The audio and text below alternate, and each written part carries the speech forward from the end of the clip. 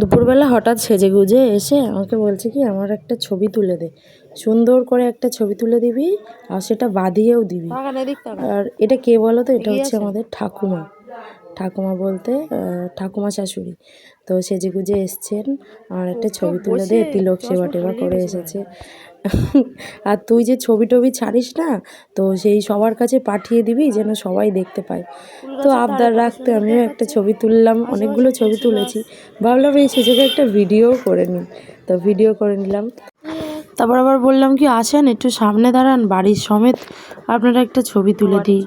তো বিশাল খুশি, ছবিগুলো পরে দেখাচ্ছি যখন, বলছে বা এত সুন্দর লাগছে, খুব সুন্দর হয়েছে ছবিগুলো। তো খুব উৎসাহ নিয়ে ছবিগুলো তুলেছে। তো তোমাদের কেমন লাগলো অবশ্যই জানিও।